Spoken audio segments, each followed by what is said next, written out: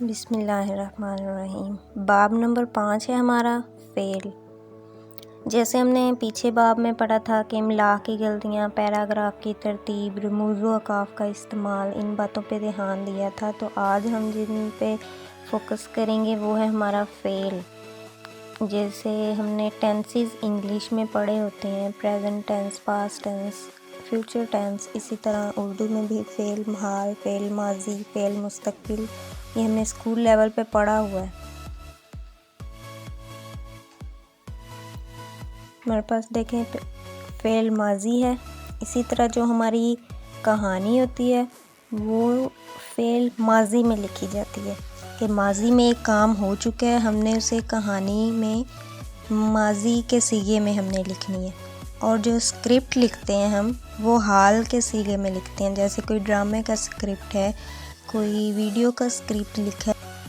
इसी तरह जो फ़ेल की इक़साम होती हैं, फ़ेल हाल, फ़ेल माजी, फ़ेल मुस्तक़बिल।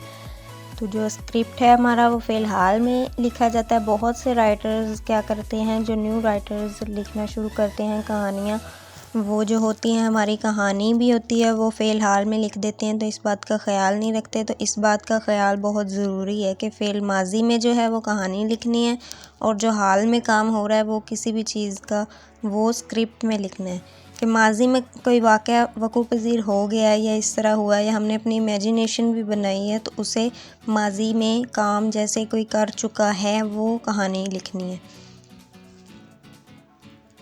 इसी तरह हम मिसाल से वाज़े करेंगे कि कहानी की क्या मिसाल है और स्क्रिप्ट की क्या मिसाल है।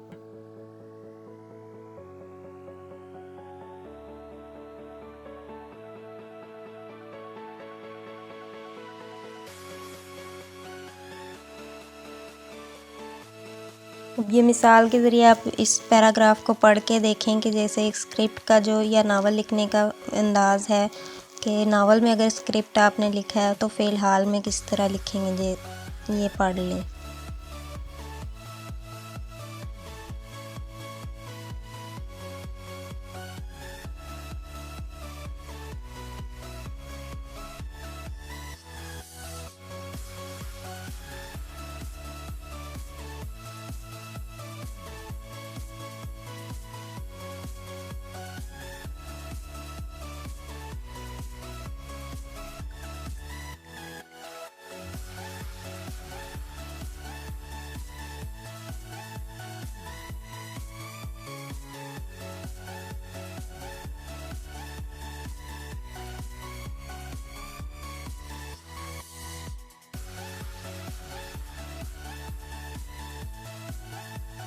अब जैसे ये पढ़ने से आपको खुद वाज़ेह हो गया कि इसमें हाल, फ़ेल हाल इस्तेमाल किया गया है। जैसे करता है, ये इस्तेमाल किया गया है। तो ये जो है ये फ़ेल हाल में स्क्रिप्ट लिखते हैं।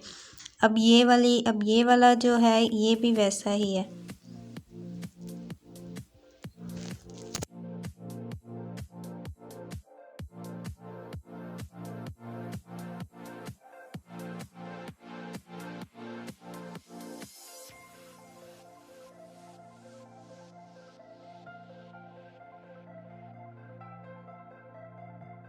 लोगों ने पढ़ा वो फ़ेल हाल में था। अब उसी सीन को एक कहानी की सूरत में अगर आप पढ़ेंगे, जो पहले पढ़ा था वो स्क्रिप्ट की सूरत थी, अब कहानी की सूरत में पढ़ें तो फिर आपको अंदाज़ा होगा दोनों के फ़र्क का।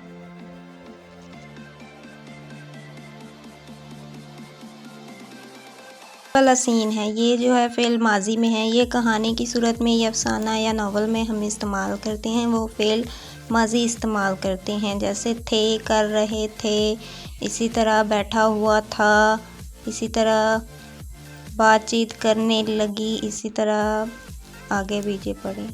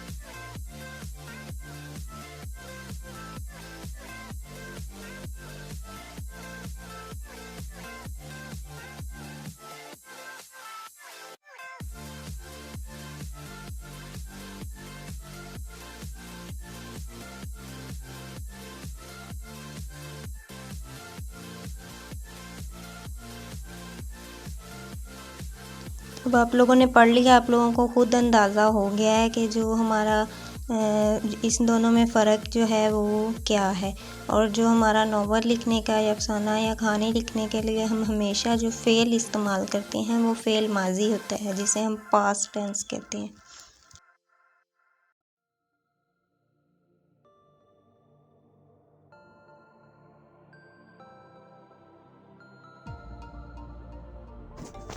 अब जो अगला बाब है हमारा बाब नंबर 6, वो है अंग्रेज़ी।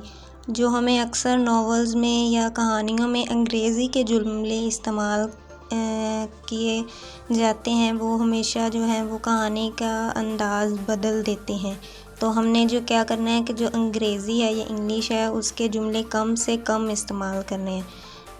उनकी उर्दू लिखें, और अगर इंग्लिश अगर आपको लिखनी ज़रूरी है भी, कि अगर आप कोई मुकालमा लिख रहे हैं उसमें इंग्लिश ज़रूरी है भी, तो जो इंग्लिश है वो उर्दू में लिखें।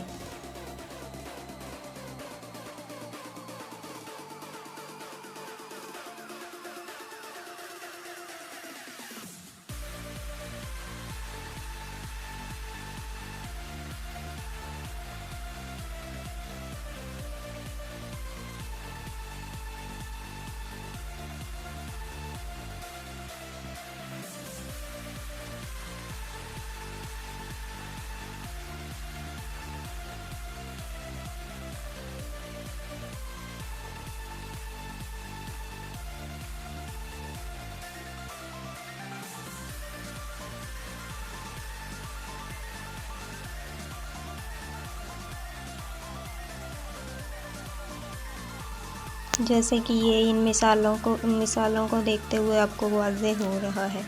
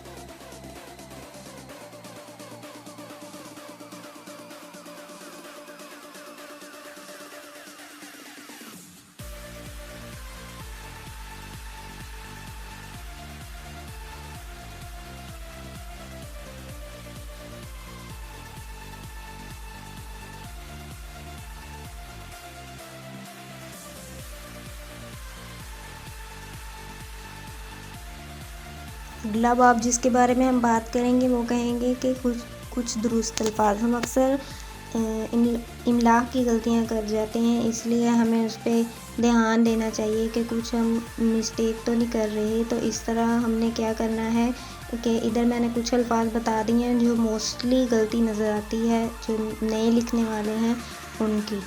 तो इनको पढ़ लें और बाकी भी ख़्याल रखा करें कि आपकी इमला की गलतियाँ ना हों। ये आपकी तहरीर का हुस्न मान कर देते हैं और आपका जो 100% असरात जाने होते हैं ना कहानी के, वो ज़ीरो पे ले जाते हैं।